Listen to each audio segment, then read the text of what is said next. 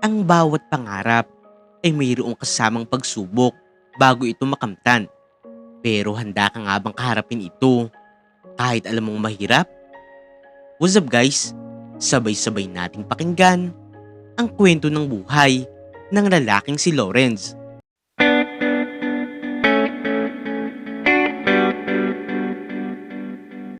Tirik na tirik ang araw. Amoy basura ang paligid. Sa isang sulok ng barangay, isang binatang may maitim na balat, pawisan, at mayroong bitbit na sako sa balikat ang tahimik na naglalakad. Si Lawrence, 22 anyos pa lamang, dating honor student, pero ngayon ay isang basurero. Uy, si Lawrence! Nandito na naman yung batang yan. Lawrence, baka naman pwedeng sa kabilang kanto ko na lang mag-ikot. Sigaw ng isang ginang habang tinatakpan ang kanyang ilong. Ngumiti lamang si Lawrence. Sanay na nga rin kasi siya sa ganitong mga salita na parang itinataboy siya. Para nga rin sa kanya, hindi niya kasalanan ang amoy ng kanyang trabaho. Hindi niya kasalanan na ito lamang ang kayang pasukan ng isang tulad niya na naulila sa murang edad. Walang sumusuporta at walang kakampi kung hindi ang sariling determinasyon. Ano pare? Anong balita sa mga bote at lata? Biro ng kanyang best friend na si Aljon. Bigla nga itong dumating habang may bitbit na soft drinks. Eto, mabango pa rin ang buhay. Biro rin naman ni Lawrence habang tinatapon ang isang basag na bote sa sako. Si Aljon ang matalik niyang kaibigan. Mula pagkabata pa lamang ay magkasama na sila. Kahit maganda naman ang buhay ng kaibigan niyang si Aljon, hindi nga nito ikinakahiya na magkaibigan sila. Kung minsan pa nga ay tinutulungan pa siya ni Aljon sa pangangalakal. Tamang-tama pare, may balita ako. Sabi ni Aljon habang sinusulipan si Lawrence. Ano naman yan? Pare, saktong-sakto sa'yo ito. Yung barangay daw, may pa-scholarship. Kung gusto mong bumalik sa pag-aaral, baka pagkakataon mo na yun. Aljon, magkano naman kaya ang kinakailangang bayaran? Tanong ni Lawrence. Wala pare, libreng-libre. Government funded daw. Pero syempre, kailangan may oras ka. Napaisip si Lawrence. Matagal na nga siya nangangarap na makapag-aral muli. Pangarap niyang maging pulis, gaya ng kanyang amang na mayapa. Pero sa kalagayan niya ngayon, parang suntok sa buwan ang pangarap na yun. Lawrence! Sigaw ng pamilyar na tinig mula sa malayo. Paglingon niya, si Sarah pala ang tumatawag sa kanya. Ito ang kanyang nobya. Papalapit nga ito at nakasuot ng puting blouse at itim na slacks. Tila kakagaling lamang sa opisina. Teka, ano yung naaamoy ko? Biro ni Sarah habang nilalapit ang panyo sa ilong. Amoy tagumpay yan. Sagot ni Lawrence sabay tawa. Tara na, bumili na lang tayo ng merienda. Teka lang Sarah, wala pa kasi akong kita eh. Konti pa lang ang nakukuha kong bote ngayon. Ano ka ba naman Lawrence? Okay lang, sagot ko na. Minsan lang naman eh. Palihim na napangiti si Lawrence. Sa kabila ng hirap ng buhay, nararamdaman pa rin niya ang saya. Dahil mayroon nga siyang Sarah na palaging nandyan. At syempre, may Aljon din siya na matagal na niyang kaibigan. Aljon, ikaw na muna ang bahala dito ha. Sasamahan ko lang si Sarah. Oo naman pare, walang problema. Basta dalhan niyo rin ako ng merienda ha. Habang naglalakad si Sarah at Lawrence papunta sa karinderya, nagkwento ang kanyang nobya tungkol sa bago niyang promotion bilang admin officer sa kanilang kumpanya. Lawrence, pwede mo nang itigil yung pagtatrabaho mo. Umanap ka na lang ng iba. Kaya mo naman siguro maging security guard, di ba? Mas desente yun. Tumigil sa paglalakad si Lawrence. Sarah, alam mo rin naman kung bakit ko ginagawa to. Hindi dahil gusto ko, kundi dahil kailangan ko. Ayokong umasa sa iba. Ayokong umasa kahit sa'yo. Lawrence, hindi kita tinutulungan dahil naaawa ko sa'yo. Tinutulungan kita dahil mahal kita. Napayo ko si Lawrence sa sinabi ng kanyang nobya. Salamat, Sarah. Pero sana, maintindihan mo rin kung bakit pinipilit kong panindigan to. Gusto kong makarating sa pangarap ko sa sarili kong lakas. Napangiti si Sarah. Hinawakan niya ang kamay ni Lawrence. Alam ko naman yun. At handa akong suportahan ka. Pagbalik nila sa tambayan, wala na nga doon si Aljon. Naiwan lang ang mga kalakal na maayos nang nakasalansan. May papel nga rin nakadikit sa ibabaw. Nagpaalam na ako, pare. May kailangan pa kasi akong puntahan eh. Ingat kayo, ha? Kinabukasan, balik sa regular na araw si Lawrence. Gumising siya ng alas 5 ng umaga. Nagbitbit ng sako at sinimulan na nga ang kanyang ruta. Habang nagpapahinga sa gilid ng kalsada, may lumapit ng matandang lalaki. Iho, ikaw ba yung batang anak ni Mang Enrico? Tanong nito. Opo. Ako po si Lawrence. Nakilala ko ang ama mo noon. Magaling na pulis yun. Marunong, matapang, at makatao. Napangiti si Lawrence.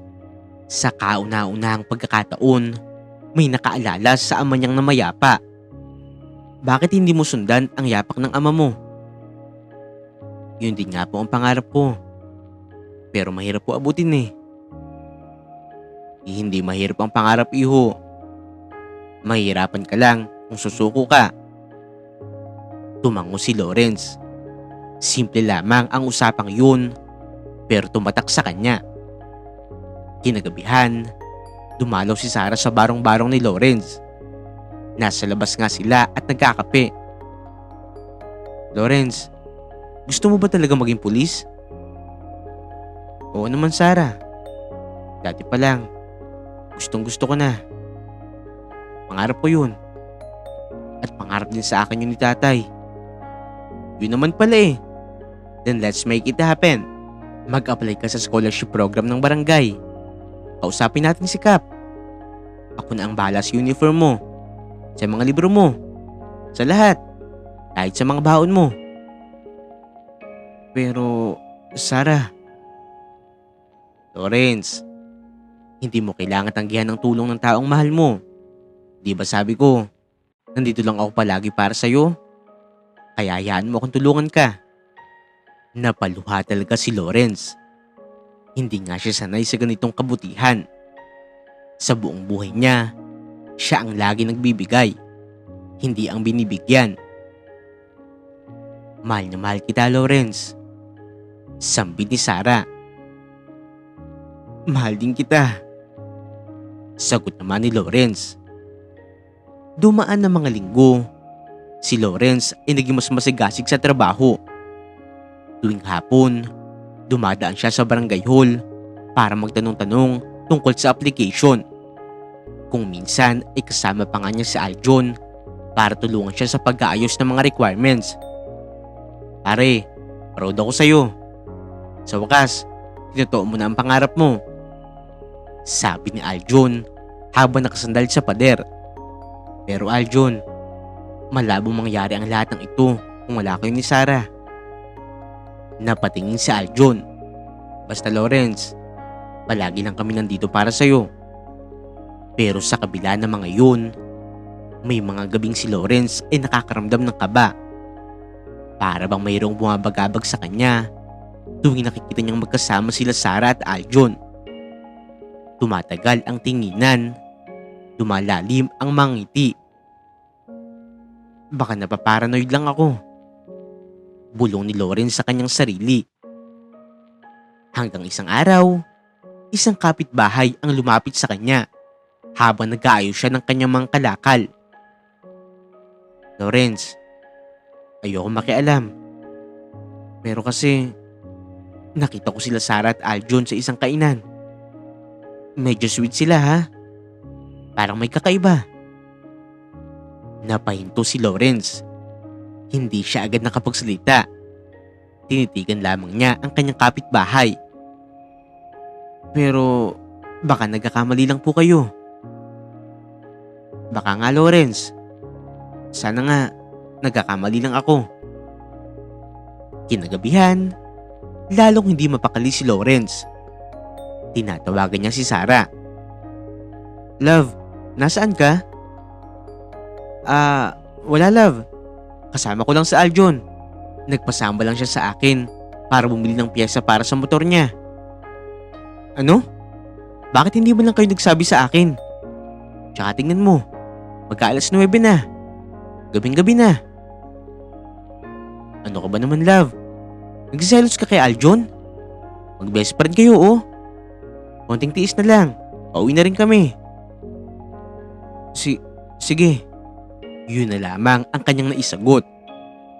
Pagkababa ng tawag, tumitig si Lawrence sa kawalan.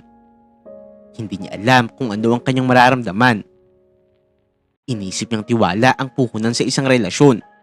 Pero tila hindi na nga rin normal ang nangyayaring ito. Sa mga sumunod na araw, habang nangongolekta siya ng basura sa tapat ng isang motel, napahinto si Lawrence. Nakita niyang papalabas sila Sarah at Aljon. Magkahawak pa ang mga kamay. Tumigil ang oras. Tumigil ang mundo ni Lawrence.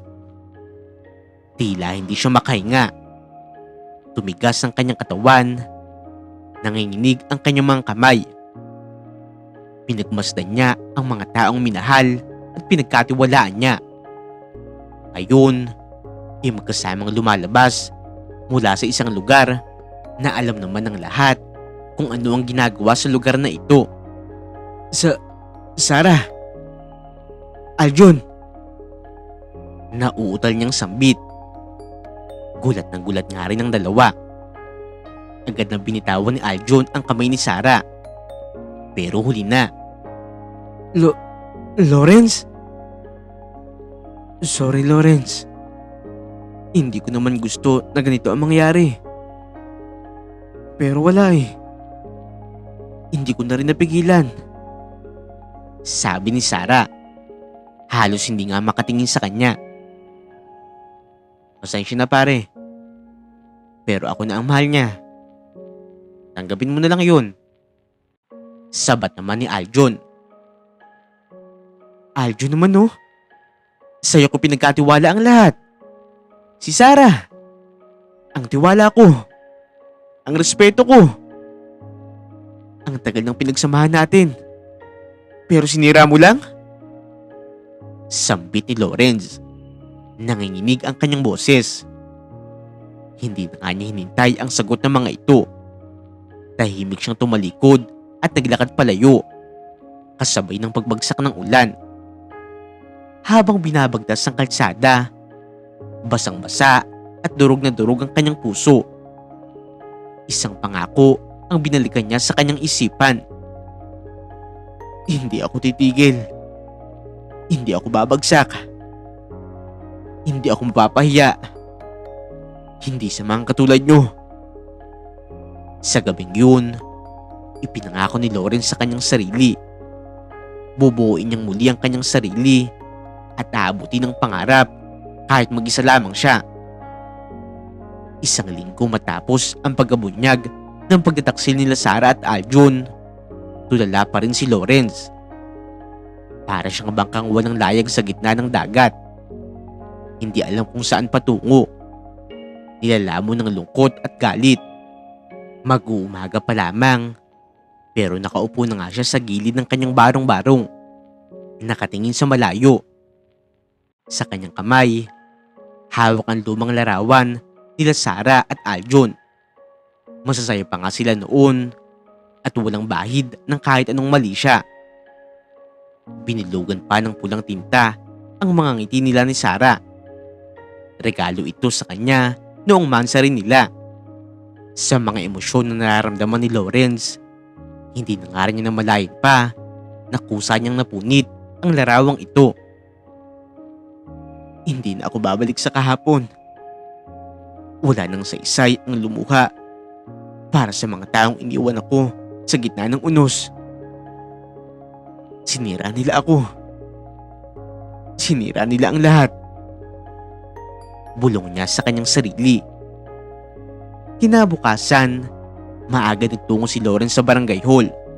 Nakasuot siya ng simpleng t-shirt at kupas na pantalon. Bitbit niya ang bag kung saan nakalagay doon ang kanyang mga dokumento. Gaya na lamang ng birth certificate, report card, at ilang certificate of good moral mula sa dati niyang paaralan. Magandang umaga po. Dito po ba yung pag-a-apply ng scholarship? Tanong niya sa desk officer. Oo, iho. Pero pasensya na. Last day na ng submission ngayon. May dala ka bang requirements? Opo, kumpleto po ako. Gusto ko po talaga makapagpatuloy ng pag-aaral. Kinilatis ng babae ang itsura ni Aljon. Tumingin nga ito mula ulo hanggang paa. Tila nag-aalangan. Marahil dahil sa kanyang itsura at sa kanyang amoy na parang amoy basura mula kahapon pa. Sige na nga, fill upan mo na lang tong form na to. Tapos pirmahan mo sa ilalim. Tahimik na umupo si Lawrence sa tabi at sinimulan ng sulatan ang form. Habang sumusulat, saglit siya natigilan. May tanong doon. Ano ang layunin mo sa pagpasok muli sa pag-aaral? Napaisip siya ng malalim. Sa utak niya ay sumagi ang imahe ng kanyang ama na naka-uniforme bilang pulis. Mahigpit ang tindig, matikas at marangal. Naalala nga rin niya ang sinabi ng kanyang nanay noon. Anak, kahit mahirap tayo, kung may pangarap ka, walang imposible. Sumulat na nga siya. Gusto kong maging pulis. Gusto kong maging mabuting halimbawa sa ibang kabataan. Gusto kong baguhin ang takbo ng buhay ko. Paglabas niya ng barangay hall, mas magaan na ang kanyang pakiramdam. Parang may liwanag na muli sa kanyang madilim na mundo. Lawrence! Paglingon niya, si Mang Celso pala ang tumatawag sa kanya. Isang matandang nagtitinda ng taho. Malapit nga rin ito sa kanya dahil nakakasama nga rin niya ito noon sa pagiging basurero. Nabalitaan ko nangyari sa iyo ah. Totoo ba yun? Nahuli mo raw sila Aljon at Sarah? Naku Mang Celso, nakakalungkot man. Pero totoo yun. Simpleng sagot ni Lawrence. Pasensya ka na iho. Pero mabuti pa, magpakitatag ka. Hindi pa huli ang lahat para sa'yo. Tingnan mo ko. Medyo matanda na. Pero nagtitinda pa rin ng taho. Kaya kailangan mong lumaban. Napangiti si Lawrence. Salamat po Mang Celso. Yan pong inspirasyon ang kailangan ko ngayon. Eto oh, libre ko na ang taho ngayon. Pampatibay ng tuhod. Biro sa kanya ng matanda. Kumuha siya ng isang baso at tinanggap ang alok. Sa bawat subo ng taho, pakiramdam niya ay unti-unting nabubuo ang lakas na nawala sa kanya. Kinagabihan, habang nagkaayos siya ng kanyang mga kalakal sa bahay, biglang dumating si Aling Puring, ang kanyang kapitbahay. Lawrence, may nabalitaan ako. Nakita ko ulit sila Sarah at Aljon kahapon. Para nagtatalo. Mukhang hindi rin masaya si Sarah sa pinili niyang buhay ngayon. Hindi ko na po problema yan. Malamig na sagot ni Lawrence. E di ikaw na ang panalo. Tingnan mo nga, nag-aaral ka na ulit. Konting tiis lang. Maabot mo rin ang pangarap mo iho. Tumango si Lawrence. Sa isip niya, hindi na nga siya babalik sa nakaraan. May bago na nga siyang nilalakaran. Isa itong landas ng sariling pagbubursige. Walang inaasahang iba. Walang halong panilinlang. Sumapit ang unang araw niya sa klase. Bigay nga lamang sa kanya ang uniformeng suot niya ngayon. Gayunpaman, nangako siya sa kanyang sarili na mag-aaral nga siya ng mabuti. Tatapusin niya ang kolehiyo at aabutin niya ang kanyang mga pangarap. Habang lumilipas sa mga buwan, mas naging determinado si Lawrence. Nagsusulat siya ng notes habang nagkokolekta ng mga basura. Tuwing gabi, nagbabasa nga siya sa ilaw ng gasera. Kahit pagod, pinipilit nga niyang mag-aral at mag-review. Hindi ako pwedeng bumagsak. Ito na lang ang meron ako. Ito na lang ang chance ko. Sabi niya sa kanyang sarili. Isang gabi, habang nag-aayos ng mga papel, hindi inaasahan ni Lawrence ang taong dadalaw sa kanya. Walang iba kung hindi ang kanyang dating kaibigan na si Aljon. Lawrence, pwede ba tayo mag-usap? Tahimik lamang ang lahat. Hindi agad tumugon si Lawrence. Sandali lang. Gusto ko lang humingi ng tawad. Hindi ko ginusto ang nangyari. Pero Aljon, ginawa mo pa rin. Hindi mo pwedeng sabihin na hindi mo ginusto. Dahil kung hindi mo talaga gusto, hindi mangyayari ang mga yun. Ikaw ang kaibigan ko, pare. Hindi ko alam kung bakit. Basta, bigla na lang nangyari. Pero Aljon, alam mo ba kung ano mas masakit kaysa sa pag-iwan sa akin ni Sarah? Tanong ni Lawrence. Ano? Yung iniwan mo din ako, pare. Yung sinira mo ang tiwala ko. Ikaw na ang tinuring kong pamilya. Kapatid. Bata pa lang tayo, magkasama na tayo. Pero yun talaga ang katotohanan. Kahit gaano pa tayo kalapit, nagawa mo pa rin sa akin yun. Natahimik na lamang si Aljon at napayuko. Kung dumalaw ka para mag-sorry, narinig ko na. Pero kung dumalaw ka para pag-usapan pa si Sarah, wala na yun sa akin. Sa totoo lang din, Lawrence, kaya talaga ako lumapit sa'yo. May problema kami ni Sarah ngayon eh. Baka naman pwede mo akong tulungan na makausap siya. Hindi ko rin alam kung bakit bigla na lang siyang lumayo. Palagi na kami nag-aaway. Aljon, alam mo ba kung anong tawag dyan? Tanong ni Lawrence. Diretso ang tingin. Karma. Karma ang tawag dyan, Aljon. Tumalikod na nga si Lawrence at iniwan si Aljon na nakatayo sa labas. Dumaan pa nga ang ilang buwan at mga taon. Sa wakas, inaipas na nga ni Lawrence ang kanyang kolehiyo. Nakagraduate na nga siya na mayroon pang karangalan. Wala mang magulang sa kanyang tabi habang ginaganap ang graduation ceremony, masayang-masaya pa rin si Lawrence. Napaiyak na lamang siya sa kanyang sarili dahil ito na nga ang bunga ng lahat ng kanyang pagsisikap. Isang linggo nga matapos ang kanyang graduation, kaagad siya nagtungo sa pinakamalapit na police recruitment office.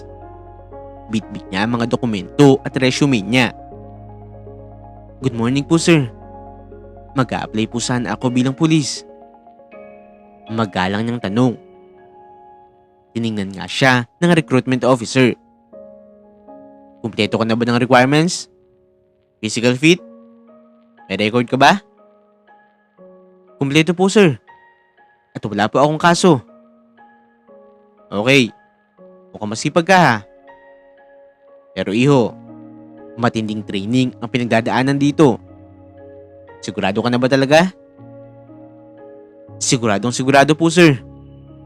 Sa mga sumunod na araw, sinimulan na ni Lawrence ang kanyang aplikasyon.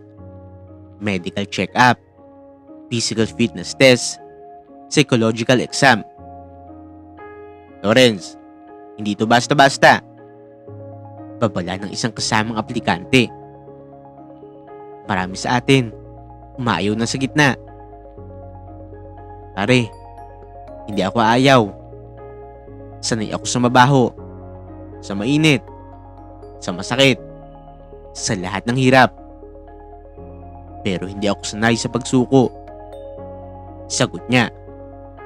At At sa loob ng kanyang puso, alam niyang hindi lang para sa pangarap ang laban na ito, kung hindi para patunayan ng kanyang sarili at sa mundo na kaya niyang bumangon mula sa pinakamasakit na pagkakadapa. Madilim pa lamang noong umalis si Lawrence sa kanyang barong-barong. Suot niya ang lumang rubber shoes na halos mapigtas na nga ang sintas at ang pinatuyong uniforme mula sa barangay volunteer program. Bitbit niya ang mumurahing backpack na puno ng instant noodles, tubig, notebook, ballpen at ilang piraso ng damit. Bahala na. Basta lalaban lang ako. Bulong niya sa kanyang sarili habang naglalakad patungo sa terminal ng jeep. Pagdating niya sa training center, tila nabalot ng kaba ang kanyang katawan. Isang malaking arko ang bumungad sa kanya. May nakasulat sa itaas: disiplina, tapang at pananagutan. Doon niya muling naramdaman ang bigat ng kanyang pagpasok. Maraming aplikante na ang nandoon. Mga lalaki at babae na mukhang sanay na nga rin sa hirap ng buhay. May iba nga rin na mukhang nanggaling sa may kayang pamilya. Karamihan ay mas matipuno kaysa sa kanya. Ilang saglit pa nga rin, isang matandang pulis ang lumapit at sumigaw. "Linya! Bilis!" Agad na pumila si Lawrence sa dulo ng hanay. Habang naglalakad ang opisyal sa harapan nila, nilapitan siya nito at pinunasan ng daliri ang kanyang sapatos. "Anong tawag dito?" Tanong ng opisyal habang hawak ang maruming daliri. "Sir, sapatos ko po yan." "Sapatos? Yan ang sapatos? Mukha ng sinakmal ng aso yan ha. Di ka man lang nag-abalang linisin." "Pasensya na po sir. Galing lang po kasi yan sa pangangalakal ko." "Pangangalakal?" Halakhak ng isang aplikante. "Basurero pala to eh." Hindi umimik si Lawrence. Tiningnan lamang niya ang mga ito at muling tumayo ng tuwid. "Okay lang yan. Ako nga, dati akong kargador sa pier. Basta huwag nang susuko." Bulong ng isa pang aplikante na nasa kanyang tabi. Dumaan ng araw na puno ng orientation, pagpapakilala at unang physical assessment. Bawat kilos ay binabantayan. Bawat pagkakamali ay mayroong kapalit na push-up o pagtakbo sa paligid ng kampo. Kinabukasan, sinimulan na nga ang opisyal na training. Unang bahagi, disiplina sa oras. Ang mismong pagsikat ng araw ay hudyat ng kanilang pagising. Pagka alas 5 pa lamang ng umaga, kailangan ay nakaayos na nga sila, nakaligo at nakahanda na sa formation. "Hakbang pakaliwa!" Sigaw ng drill sergeant. Sabay-sabay na umikot ang mga aplikante. Mayroon pang natatapilok, may mga nauuntog, pero si Lawrence ay panay ang focus. Tuwid ang tindig, diretsyo ang tingin. Sa gitna ng ehersisyo, tinawag ang kanyang pangalan. "Lawrence Rivera!" "Sir, yes sir!" Sagot niya. "Halika dito sa harap." Lumapit siya kaagad at tahimik ang lahat. "Anong ginagawa mo bago ka nag-apply dito?" "Sir, basurero po ako noon sir." "Basurero?" Sabay tawa ng ilan sa likod. "Sir, yes sir." Bakit mo naisipang maging pulis?" "Sir, gusto ko pong makatulong sa kapwa. Gusto ko pong maging inspirasyon sa mga batang kagaya ko na lumaki na mahirap sir." Tahimik ang drill sergeant. Tila humanga siya sa sagot ni Lawrence. "Mabuti. Kung totoo ang sinasabi mo, patunayan mo. Hindi sapat ang kwento. Sa training na ito, ang kwento lang na pinapakinggan ay kwento ng disiplina at katapangan." "Sir, yes sir." Matapos pa lamang ang ilang linggo, ramdam na ni Lawrence ang epekto ng training. Masakit ang katawan, sugatan ang mga paa, at halos hindi na nga siya makalakad sa sobrang pagod. Pero kahit na ganoon ay hindi siya sumuko. Sa mga sumunod na buwan, sumabak nga rin sila sa iba't ibang uri ng pagsasanay. Firing range, obstacle course, simulation ng hostage situation, at disaster response.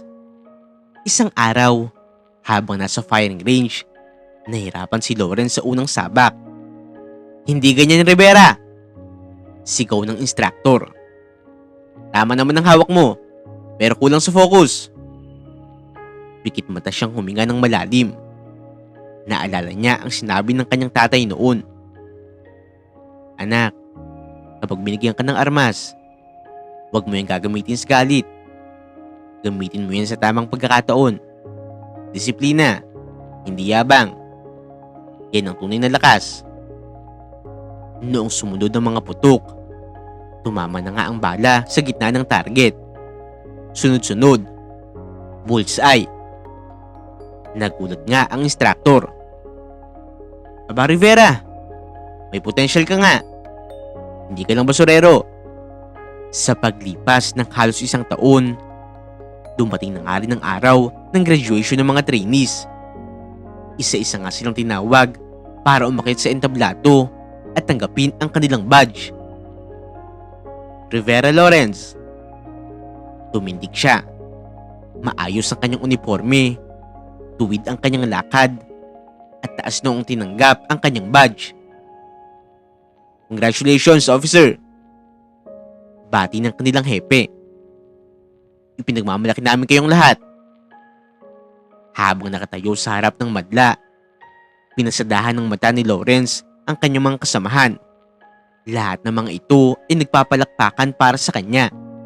Sa mga oras na ito, muli niyang naalala ang kanyang sarili. Ang dating batang namumulot ng basura, nakayapak, walang direksyon. Ngayon, nasa kamay na nga niya ang kanyang pangarap na trabaho, ang maging isang pulis. Mula sa lupa, patungong langit. Sambit niya sa kanyang sarili. Hindi naging madali ang unang mga buwan ni Lawrence bilang pulis. Kailangan niyang patunayan na karapat-dapat siya sa uniformeng kanyang suot. Sa bawat operasyon, palagi siyang handang lumaban, sumuong sa panganib at magsakripisyo para sa kapakanan ng iba. Isang hapon sa presinto, tinawag siya ng kanilang hepe. "Lawrence, pumasok sa opisina." "Opo, sir." "Lawrence, nakita ko ang record mo. Walang absent. Lagi maaga. At maganda ang performance mo sa field reports. Alam mo bang bihira lang ang ganyan?" "Ginagawa ko lang naman po, sir, ang tungkulin ko bilang pulis." "Hindi lang yan, Lawrence. May pinapakita kang tapang at dedikasyon. Kaya simula bukas, isasama ka na sa mga confidential operation. Ito na ang simula ng pagiging special agent mo." Hindi makapaniwala si Lawrence. Isang bagong misyon.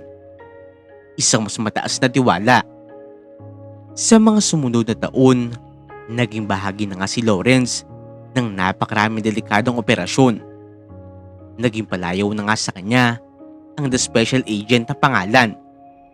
Hindi lamang dahil sa mga tagumpay niya, kundi dahil sa kanyang pagiging matapang, mahinahon at makatao. Kahit nga sa kanilang presinto ay madalas siyang biruin. "Uy, Lawrence, pa-autograph naman oh. Baka mamaya sa TV ka na namin makita eh." "Ikaw talaga oh.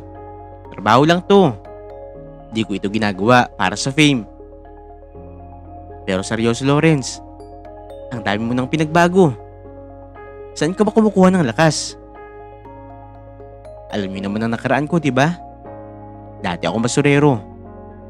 Wala akong ibang kinapitan kung hindi ang pangarap ko. Pag yun talaga ang pinanghawakan mo, lahat kakayanin mo." Sa kanyang pagsusumikap, unti-unti na nga rin natupad ni Lawrence ang mga bagay na dati ay pinapangarap lamang niya sa ilalim ng bituin. Nakapagpunta rin na nga siya ng maliit na lote sa isang tahimik na subdivision. Dito nga niya itinayo ang kanyang simple pero maaliwalas na bahay. May isa na nga rin siyang SUV na gamit sa trabaho at mayroon nga rin siyang motorsiklo na ginagamit niya sa personal na lakad o paggagala. Isang gabi, habang nakaupo sa kanyang bahay, napatingin siya sa langit. Malayo na pala talaga ang narating ko. Pero bakit parang may kulang pa rin?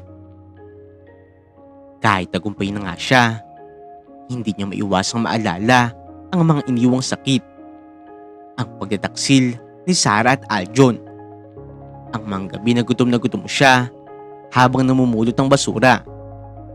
Ang mga taong tumawa at nambastos sa kanya noon. Pero higit sa lahat, naalala niya ang kanyang sarili. Ang batang Lawrence na nangangarap lamang noon. Isang linggo, habang naka-off duty si Lawrence, naisipan niyang bumisita sa dati nga nilang komunidad. Napakatagal na nga rin niyang hindi nakakapasyal doon. Ibang-iba na ang paligid. Maraming bahay ang nasira. Mas naging marumi ang kapaligiran. Pero isang bagay ang hindi nagbago. Ang kahirapan. Habang naglalakad siya sa makipot na eskinita, may napansin nga siyang isang batang lalaki na may bitbit na sako at pamalo na bakal. Bata, anong ginagawa mo? Namumulot po ako ng bote para po mayroon akong pambaon bukas. Sagot ng bata. Anong pangalan mo? Kian po. Bakit po kuya? Napangiti si Lawrence. Para bang tinitingnan niya ang mas batang bersyon ng kanyang sarili. Inabot niya ang kamay sa bata. Tara, samahan na kita. Tuturuan kita ng mas ligtas at mas mabilis na paraan ng pamumulot. Habang kasama niya ang batang si Kian at sabay nga nilang pinipili ang mga bote at plastik sa tabi ng kalsada, biglang may narinig nga silang sigawan. Isang babae ang tumatakbo, luhaan at takot na takot. Tulong! Tulungan niyo po ako! Ayoko na! Huwag mo na akong saktan! Kasunod nga ng babae ang isang lalaking galit na galit. Bumalik ka dito! Akin ka! Wala kang karapatang tumakbo! Lumingon si Lawrence. Natigilan siya sa kanyang nakita. Hindi siya maaaring magkamali. Ang babaeng ito ay si Sarah. At ang lalaking humahabol sa kanya ay si Aljon. Mabilis na iniwan ni Lawrence ang batang si Kian sa gilid at tumakbo papalapit sa eksena. Hoy! Tigilan mo yan! Nagulat ang dalawa. Tumigil na nga si Sarah sa pagtakbo at napalingon. Nanlaki ang kanyang mga mata. Lawrence? Si Aljon naman, isandaling napatigil. Pero agad nga rin napatawa noong mapagtanto na ang dating basurerong kaibigan niya ang nasa harapan niya ngayon. Aba, tingnan mo nga naman talaga oh. Ikaw ba talaga yan, Lawrence? Anong ginagawa mo dito? Nangongolekta ka pa rin ng mga basura? Ikaw pa rin nagsasawa, no? Hanggang ngayon, mukha ka pa rin basura. Lasing na sambit ni Aljon. Hindi mo na ako kilala, Aljon. Tigilan mo na ang pananakit kay Sarah. At kung hindi, ano magagawa mo, ha? Hindi ka naman pulis, di ba? Basurero ka lang. Tsaka huwag ka na makialam. Di ba nga? Ako ang pinili ni Sarah noon pa man. Iniwan ka niya dati para sa akin. Kasal na kami. Mag-asawa na kami. Kaya ako lang may karapatan sa kanya. Hindi na nga sumagot pa si Lawrence. Mula sa kanyang bulsa, dahan-dahan niyang inilabas ang kanyang police ID. At itinapat nga ito kay Aljon. Tingnan mo. Yan ang ID ko. Ako si Inspector Rivera. Ano sa tingin mo ngayon? Hindi ba ako pulis? Gusto mo bang sa presinto na lamang tayo mag-usap? Tila biglang nawala ang pagkilasing ni Aljon. Nanlaki ang kanyang mga mata na tila hindi makapaniwala. Lawrence? Pulis? Ikaw? Pulis? Hindi. Imposible. Napagulol na nga rin si Sarah. Totoo yan, Aljon. Siya nga si Lawrence. Nakita ko siya sa TV noong nakaraan. Siya yung pulis na tinaguriang The Special Agent. Lumapit si Sarah kay Lawrence. Nanginginig pa rin. Agad siyang niyakap nito. Hindi na alintana kung ito ay tama ba o mali. Lawrence, tulungan mo ako. Patawad. Patawarin mo ako sa lahat ng nagawa ko noon. Maya-maya pa nga rin, ay dumating na nga ang mga backup na pulis ni Lawrence. Dumagsa nga dito ang mga mobile patrol. Sir Lawrence, ano po ang sitwasyon? Ayos ko lang po ba? Oo, ayos lang ako. Huliin niyo siya. Sinasaktan niya ang asawa niya. Dalhin niyo na siya sa presinto. Walang nagawa si Aljon noong siya ay dakpin. Nanggigigil nga itong sumigaw. Huwag mo akong hawakan! Ako ang biktima dito! Pero hindi nga siya pinansin. Inilagay na nga siya sa likod ng mobil habang si Sarah ay patuloy pa rin umiiyak. Matapos ang tensyon, pinaupo ni Lawrence si Sarah sa isang bangko sa ilalim ng punong kahoy. Kamusta ka na ba talaga, Sarah? Hindi ko rin alam, Lawrence eh. Hindi ko alam kung paano kita sasagutin.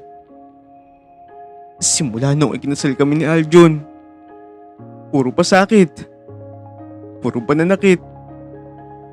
Yun na lang palagi ang nararanasan ko sa kanya. Akala ko, pagmamahal ang pinaglaban ko noon.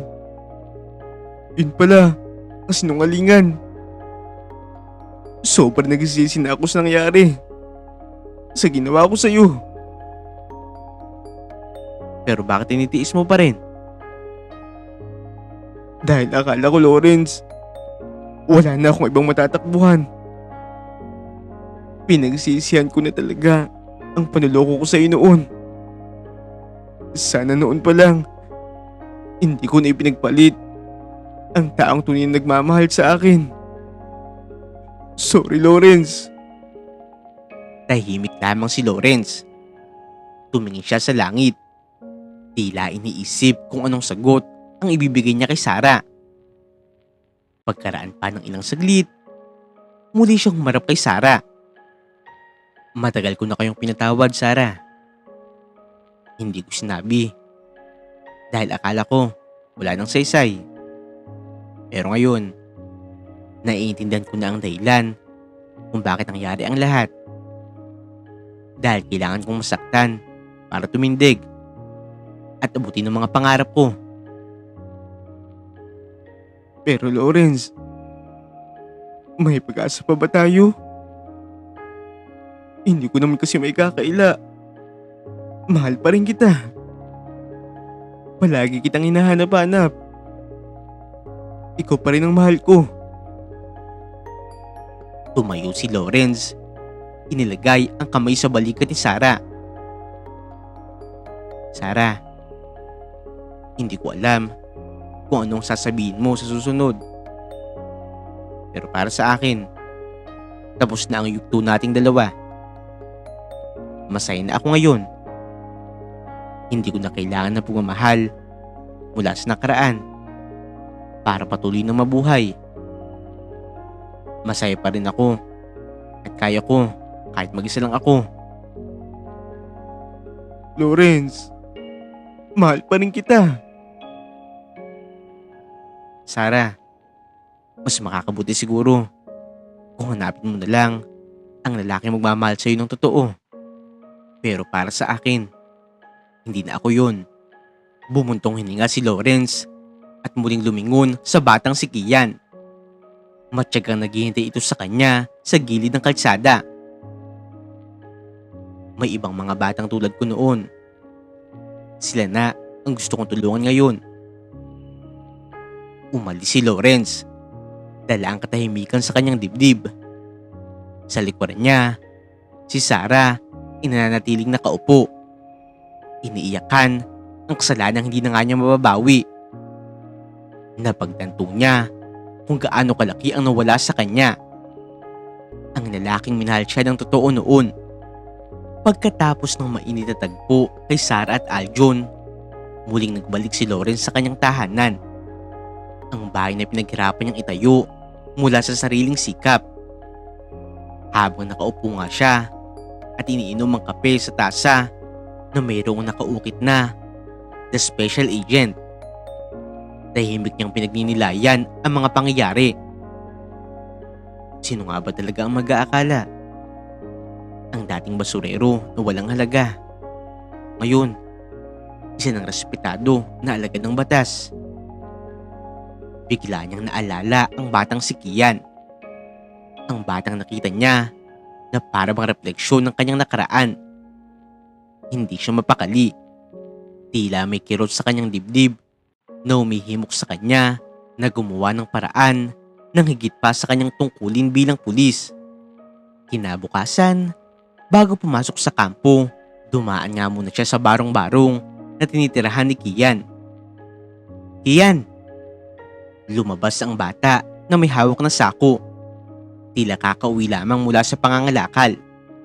Nabigla nga ito noong makita si Lawrence. Kuya Lawrence, ano pong ginagawa mo dito? Naalala kasi kita. Gusto lang kita kamustahin. Lumapit siya at inabot ang baong pagkain.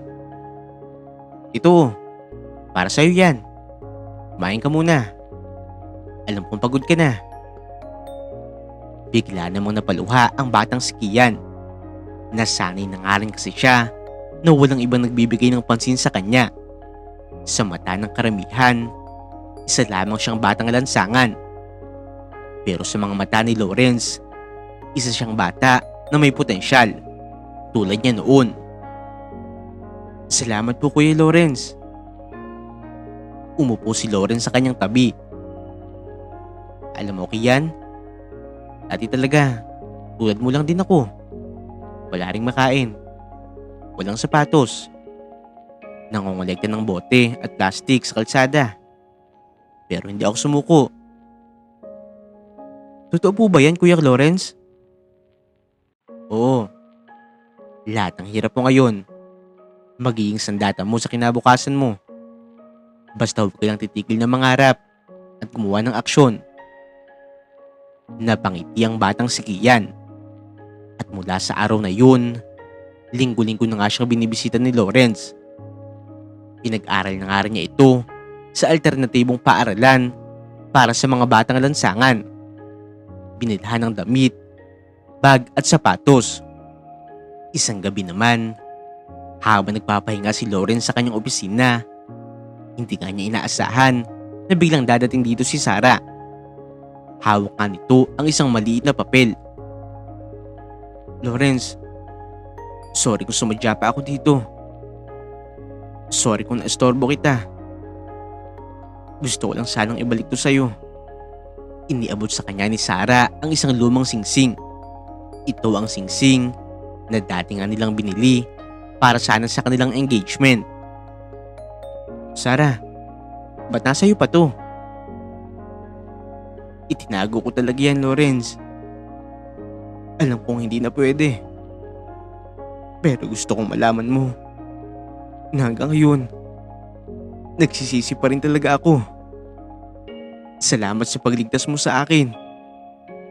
Sa ginawa mo, nabigyan mo ako ng lakas para magsimula ulit. Masaya ako, Sarah, kung nakakabangon ka na.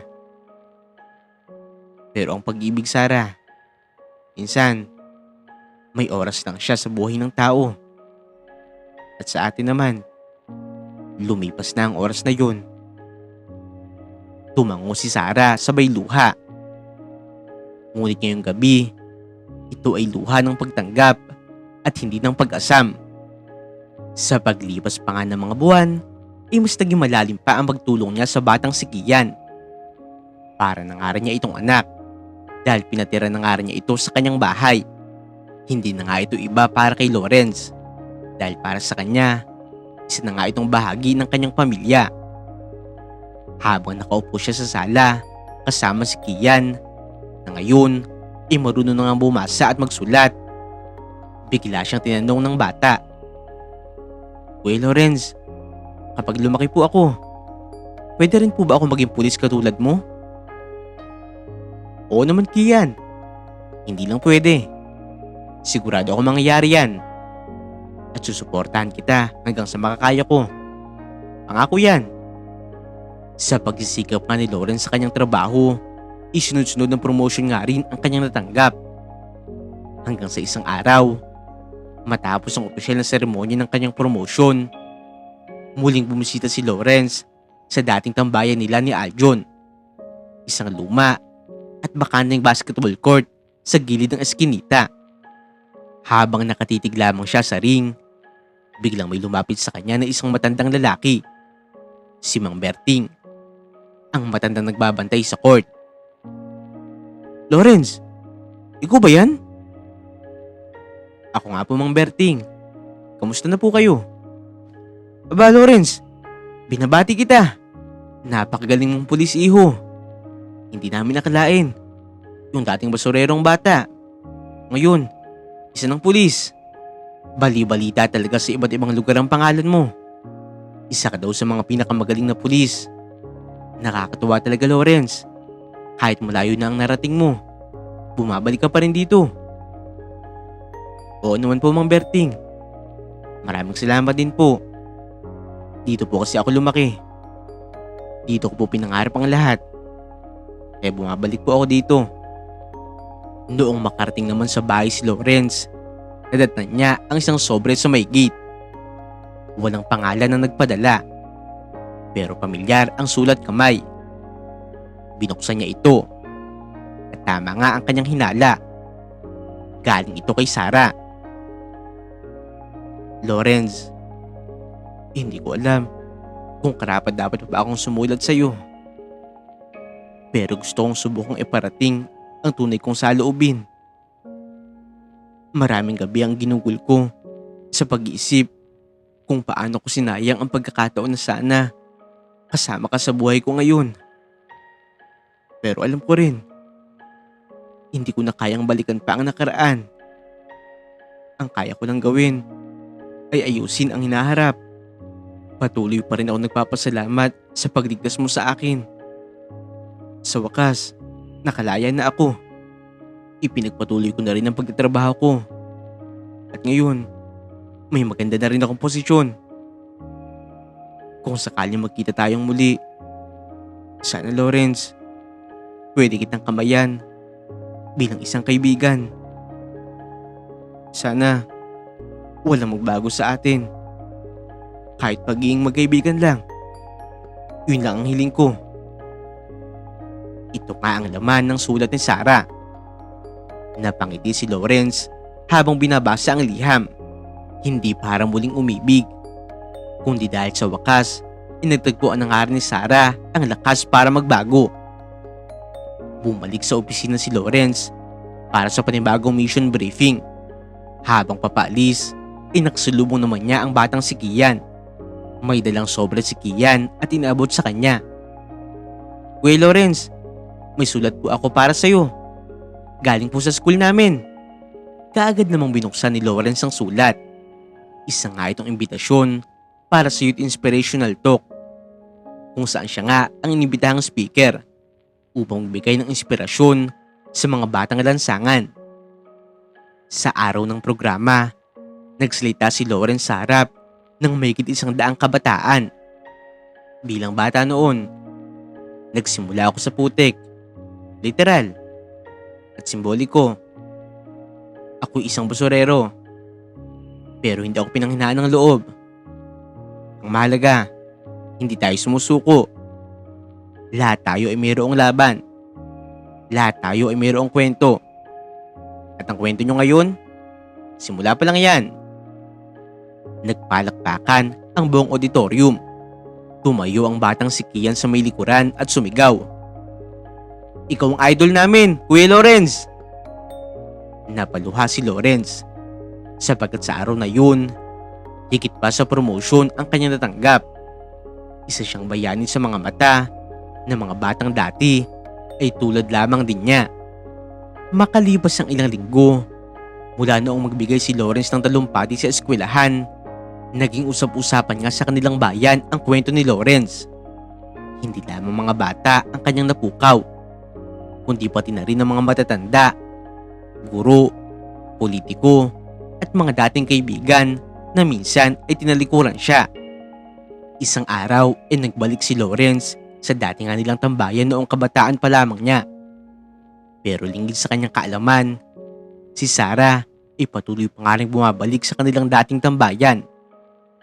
Doon niya minsang muling nakita si Lawrence habang kausap ang ilang bata. Noong sila'y magkasabay na pumunta doon, nagkalapit sila. Lawrence, natanggap mo ba ang sulat ko noon? Oo, Sarah. Salamat sa liham mo. Natutuwa rin ako na nasa mabuti ka ng kalagayan ngayon. Kaagad namang napaluha si Sarah. Hindi ko na rin talaga aasahan na pwede bang bumalik sa dati ang relasyon natin. Pero gusto ko lang talagang malaman mo, Lawrence. Masayang masaya ako at natutuwa ako sa mga naaabot mo ngayon. Salamat din, Sarah. Huwag kang mag-alala. Maayos na ang lahat para sa akin. Matagal ko na kayong napatawad. Pero ang Lawrence na nasa harap ko ngayon, hindi na ang dating Lawrence. Hindi ko na hinahanap ang nakaraan, kundi ang hinaharap.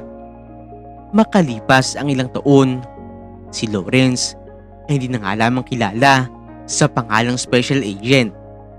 Ngayon, isa na nga rin siyang instructor sa training academy. Si Lawrence ang pinagkatiwalaan ng kanilang departamento para magsanay sa mga bagong pulis. Pero habang nasa training camp, isang babae ang lumapit sa kanya. Isa nga siya sa mga medical staff na naka-assign sa kampo. Tahimik, may matatalas na mga mata at simpleng ngumiti lang sa kanya habang inaasikaso ang sugat ng isang kadete. Iba ang ngiti ng babaeng to ha. Parang may panibagong misyon ng puso ko. Sambit niya sa kanyang sarili. Hindi niya alam kung ito na nga ba ang simula ng panibagong kabanata. Ang pag-ibig na matagal na nga niyang ipinagpaliban. Pero ang sigurado, saan mo siya dalhin ng tadhana, mananatiling buo ang kanyang layunin. Ang maging gabay, huwaran, at tagapagtanggol ng mga nangangailangan. Mula sa basurero, naging pulis, at mula sa pulis ay naging bayani. At ngayon, isa na nga siyang inspirasyon. Dito na nga po nagtatapos ang kwento ng lalaking si Lawrence. Sa kwentong ito ay pinapaalam, kahit gaano man kahirap ang buhay, basta tayo ay mayroong determinasyon, pananalig at sipag, walang imposibleng makamtan. Hindi hadlang ang kabiguan o kahirapan sa pag-abot ng ating mga pangarap. Bagkus, ito pa ang nagsisilbing lakas para magsikap. Huwag nyo rin pong kakalimutan na i-like at i-subscribe ang aming channel, Untold Stories TV.